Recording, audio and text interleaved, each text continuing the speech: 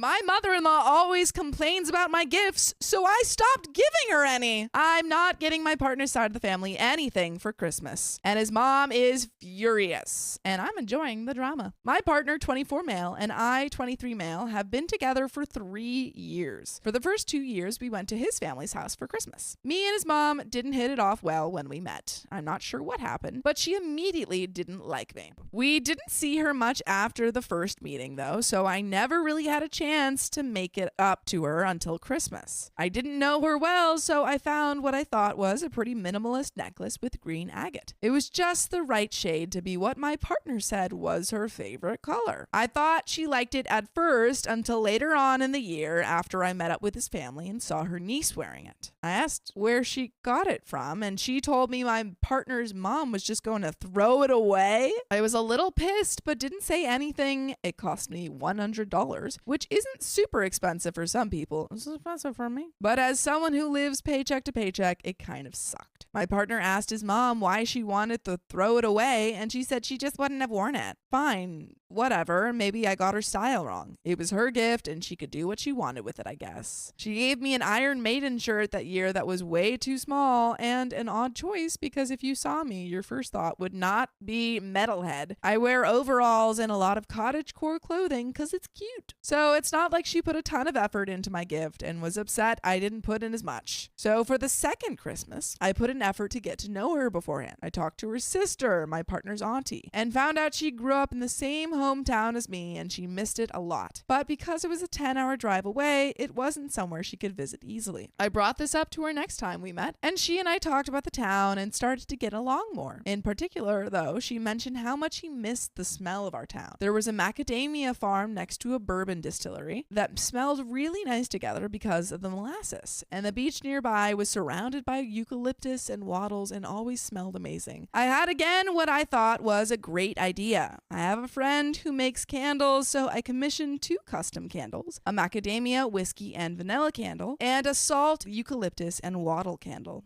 I was so excited for her to open them on Christmas, and when she just said, "Oh, that's neat," and put them aside, thankfully for my ego, her sister was way more excited about them and even made her light them while we sat out back. My partner's mom just ended up handing them off to her after we left, and the aunt called us to tell us and ask how she could get more. So this year I was planning as a Christmas birthday combined gift to pay for half of a trip away to our hometown with my partner and his dad paying the other half. It was going to be a week-long set on her birthday with hotels, drinks, food, and travel included, all up around $2,000, though at the time we only had paid around $1,000 for the travel and hotel bookings. I saved up all year for this because I really want her to like me, because I love my boyfriend and we're going to be together for a long time. And I feel like that means me and her should at least sort of get along. A week ago, she came over to have lunch with my partner, and he told me he had come over to tell me not to buy her any gifts because she didn't want some tacky little trinket spot from Target. So my tacky little holiday was canceled 2 days later, and I've used my half of the refund to buy my partner some Lego that he always wanted but could never afford as just a general gift because he puts up with me and I love him.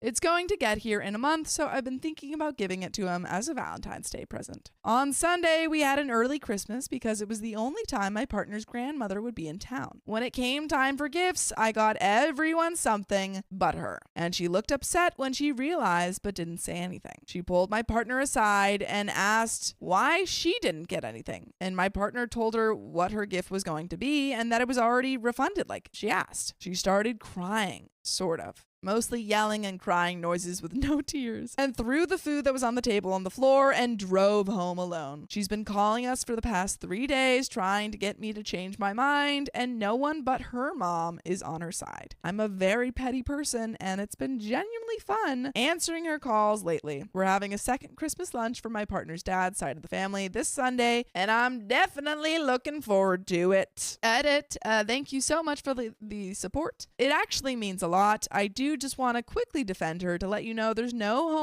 here at all. She's a loud LGBTQ supporter. She's just mean as a person. So it's been about a week since I made my last post and was asked in DMs and in comments to update if anything happened, and stuff has. But it hasn't turned out in my favor. So more background info. My partner's grandfather on his mother's side lives with us and I'm his carer. I shower him, clothe him, feed him, wipe his butt, all the fun stuff. I love the old man and I don't mind it at all. I'm actually awake at 4 a.m. right now because he needed some toilet assistance. I'm just gonna call him Pop for this. Pop is over 80 and for the past few years he's had a falling problem. He's had his blood pressure and sugar checked. He tried and has been taken off tons of meds. He's gotten exercises he does for his leg muscles and he's in decent shape for an old man. So we don't know what's caused it. In the week of my post, he's fallen 5 times. Oh my God. Only once with injuries that bothered him, thank F though. And that happened a day, I think, after the post. He hit face first into the concrete path outside our house when we were about to go on his walk, superficial facial cuts, an effed up knee, and some intense bruising around his side and leg. He twisted weird, I think, when he fell. Basically, he's in pain constantly right now, and the pain meds don't last long enough for him to do a lot of things. I can't put into words how effing useless I feel over him getting hurt so much suddenly, and how little I can do to ease it. He did make it to Christmas lunch on Sunday, but before that he was stuck in hospital literally up until that day, which meant a lot of the preparation for Christmas fell onto me, which of course meant I needed supervision from my partner's mom. I don't think I did a single thing right in her eyes. The one thing I'll relent on is I'm crap at wrapping presents. They were seriously awful, but my partner's mom, who I'll just call mother-in-law, was pissed about everything. My chicken was done pretty good, I thought, for someone who hasn't cooked before. Crunchy skin and soft inside. Just needed a few more herbs and spices next time. Mother-in-law wouldn't stop complaining the whole day. I didn't take her advice on how to cook it. She came after I cooked it, so I'm not sure how she thought that one would make sense. And that I needed to leave my partner, the chef, to do it next time. This is a busy time for my partner's work, and he had no spare time and was too tired when he came home. Despite all the bad luck, though, somehow Pop hadn't gotten mother-in-law's gift yet, and he said I should go down to get her something. It didn't matter what, she had to like it anyway. I would have loved to get her a lump of coal, like someone suggested me in the last post, but since it was from Pop, I thought I should at least put minimal effort in, and I knew just the place to get her a little trinket. I ended up getting this small sculpture for her, wrapped it up nice, and on Christmas Day, she loved it. She kept going on about how it would fit in so nicely in her lounge room with her art set up and how thoughtful it was. Pop ended up telling her I was the one that picked it out, and she asked who made it so she could look at their other work. When I told her I found it at Target and told her I knew she would like it because it suited the rest of her home, she was mad.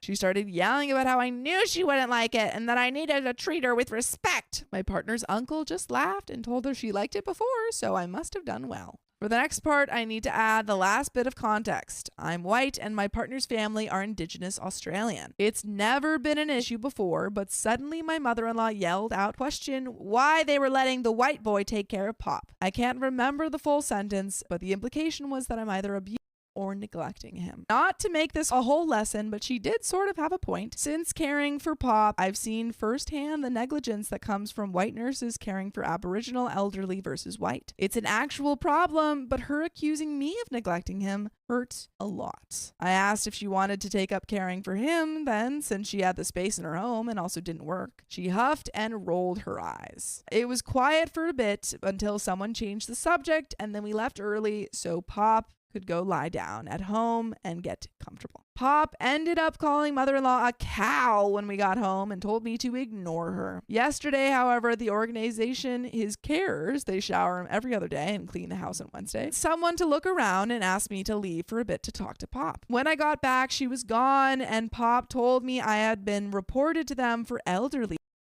and she had come to check it out. She's literally calling a thing on him. What? Come on. My mother-in-law always complains about my gifts, so I stopped giving her any. When I got back, she was gone, and Pop told me I had been reported to them for elderly and she had come to check it out. Of course, he told her the situation with mother-in-law, but I'm honestly worried they don't believe him and think I'm hurting him. She told Pop she'd be coming back in a few days for another checkup. Mother-in-law is supposed to be coming around today, probably to snoop around the carer checking up on him. I'm honestly too tired after this to keep up any pettiness, though. I recently had to quit the course I was doing from home because I just didn't have enough time to do it, help Pop, do the chores, and take care of myself. And I've been in a slump about it, and then the falls had me feeling useless, and now this. Pop says he's not going to a home and no one else would care for him, so I'm stuck with him and that he's very grateful to have me, but I really don't know how this is going to play out. I guess it depends on how much my mother-in-law is willing to do to get back at me. I hope in the end is that this abuse report blows over quickly with other family chiming in to point out it's false, and that eventually everything chills the F out. Until then, though, I think my mother-in-law unfortunately has won the pettiness war. Edit, I want to defend my partner here. He's grown up with this woman and does usually call her out on her crap for anything major, like he will in an hour for what she's doing. These petty little things from before, though, are things I know he wouldn't feel was worth talking to his mom about because it wouldn't do anything. She's stubborn and doesn't see her own faults. We are both grown men who both have different ways of handling things, and his is to just let it blow over because it's easier, and mine is to push back. I wouldn't start some petty BS if I couldn't handle myself. I don't expect him to waste his time trying to defend me from his mom's usual low-stake pettiness when I knowingly act like the stereotypical sassy a-hole for fun. And there is a second update, January 15th. Update, I'm not getting my partner's side of the family anything for Christmas, and his mom is furious. So Pop is doing good now. His bruises finally all healed up, and he's a lot more independent now since the pain's worn off. We'd neglected looking at the muscles on his calves and ankles because of true stereotypes that a lot of Aboriginal Australians have tiny calves and ankles, and we, including his GP, thought they were small solely because of that. Nope. Muscle degeneration, but we're working on it, and he's already able to stand for 5 whole minutes without assistance, which is a huge amount of time. This investigation turned up nothing. The worker who came over came again to tell us she had made a note that the mother was against me being a carer and had made a false accusation, so it sounds like it'll be a lot harder for her to make a mess of things so easily now. She hasn't admitted to doing it. The worker didn't specify it was her either, but I mean, who else would do it? The timing of the last post getting attention is amazing because I have fantastic news for a lot of you. My fiance broke up with me a few days ago.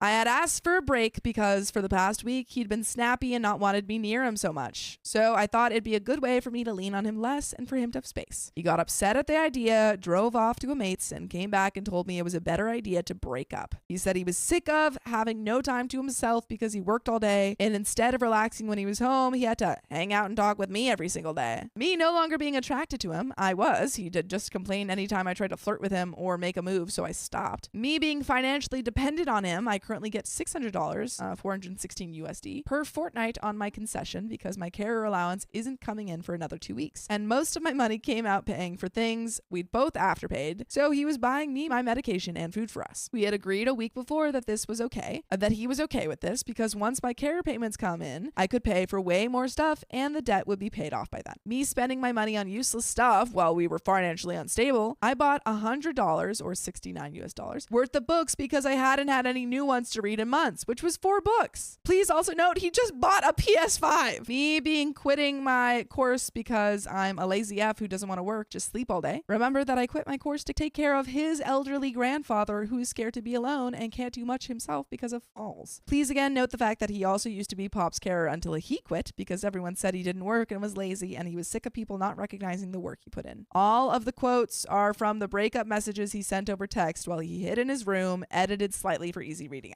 Pop and I have talked and he's told me I'm allowed to stay and that my ex would be kicked out before I would if there ever was an issue. I'm also staying as his carer for the foreseeable future. In fact, in a delightful twist, my ex's mom called when she found out we split to beg me not to give up on being a carer because no one else would do it. I have the biggest grin on my face just typing what happened, honestly. It's been a few days since we split and I've never had many life goals. I usually just follow what I'm told and support the person leading me, which apparently a lot of people caught on to easily from my posts. My only real goal in the last few years was to do my course, get a job, and and get a house with my ex. So when he broke up with me a few days ago, I felt stranded very suddenly. I've since had a few necessary cries and post-cry naps, and then my antidepressants kicked in, and I realized that how I've been living isn't at all fulfilling to me. So last night, I applied for an online course I wanted to do that my ex advised me against doing months ago, and I'm so excited. It starts today, but since it's online, the late application probably won't matter. Overall, I think this is a pretty positive note to end things on. Things look like they're probably going to go up from here, and I'm looking forward to finding out more about what I want to do for myself now that I'm not so focused on my ex. Thanks again to all the wonderful support from you guys. I probably wouldn't be where I am right now so quickly without having read all the supportive comments from the last post. I love you all so much. Wow. And there you have it. There Hope you he's go. doing great. I love to hear it. I love a story that ends on a happy note. Me too.